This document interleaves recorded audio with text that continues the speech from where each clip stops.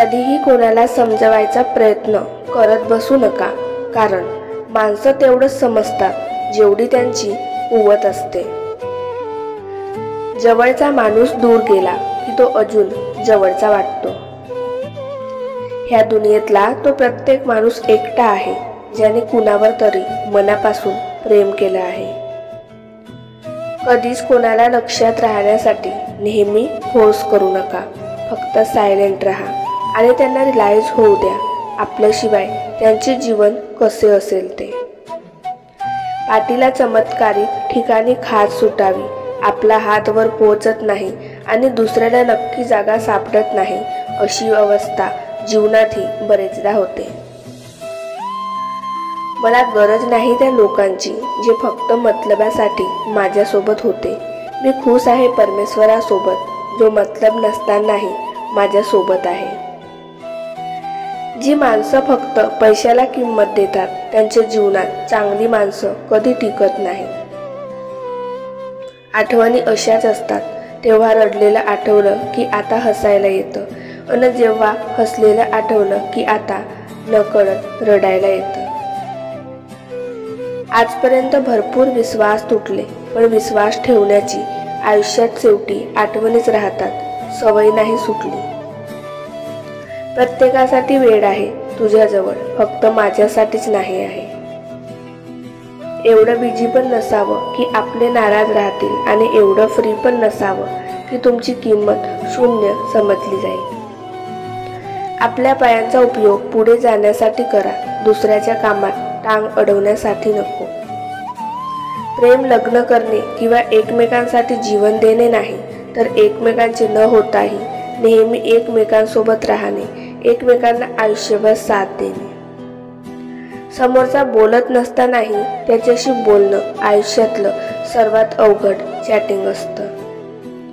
सगळ्या गोष्टी खोट्या असू शकतात, पण आपण एकटे असताना आपल्या डोळ्यातून निघालेले अश्रू कधीच खोटे नसतात. जीवनात एकटं राहणं अवघड नाही, पण एखाद्याची सवय झाल्यानंतर पुन्हा एकटं राहणं खूप अवघड आहे. होईल तेवढे लांब राहा माझ्यापासून, काचेसारखा तुटलेला आहे मी, कुठेतरी टोचेल. स्पष्ट बोलणाऱ्याला खूप मित्र मिळत नाहीत, पण चांगले मित्र नक्की मिळतात. वाटलं नव्हतं कधी की ते लोक पण सोडून जातील जे म्हणायचे तू टेन्शन नको घेऊ, मी आहे ना. आपण काही लोकांसाठी स्पेशल असतो, पण तेही ठराविक वेळेसाठी, आयुष्यभरासाठी नाही. चांगल्या माणसामध्ये एक वाईट सवय असते, तो सर्वांनाच चांगली समजतो आणि कायम अडचणीत येतो. साधी माणसं आणि सरळ रस्ते प्रत्येकालाच नाही समजत. चुकीची माणसे दूर झाली की आयुष्यात बरोबर गोष्टी घडू लागतात.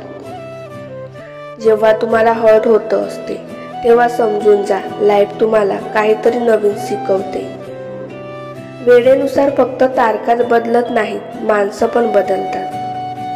खूप पेनफुल असतं त्या व्यक्तीला आय एम फाईन म्हणणं, ज्या व्यक्तीमुळे तुम्ही आयुष्यात शेवटी आठवणीच राहतात, आतून खूप हर्ट झाले आहात.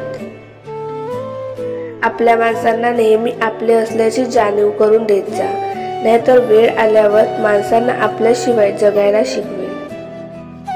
कोणाला आपल्याशी बोलायची इच्छा नसेल तर त्यांना अजिबात बळजबरी करू नका.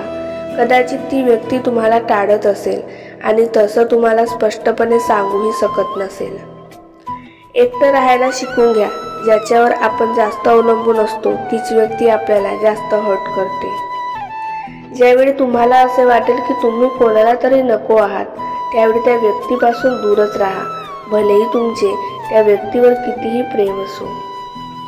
जेव्हा आपण लोकांना इम्पॉर्टन्स देतो तेव्हा त्यांना वाटते की आपण नेहमीच फ्री असतो, पण त्यांना आयुष्यात शेवटी आठवणीत राहतात.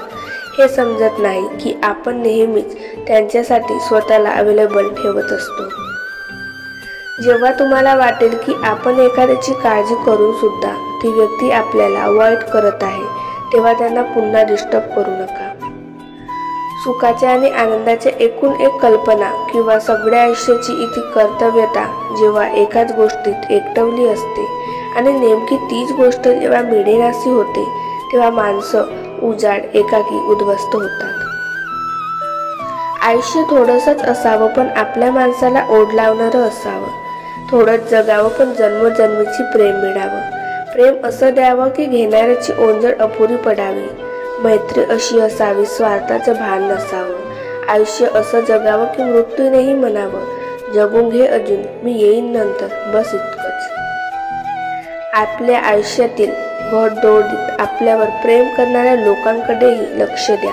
कारण उद्या तुमच्याकडे वेळ असेल, पैसा असेल, पण ती माणसं नसतील.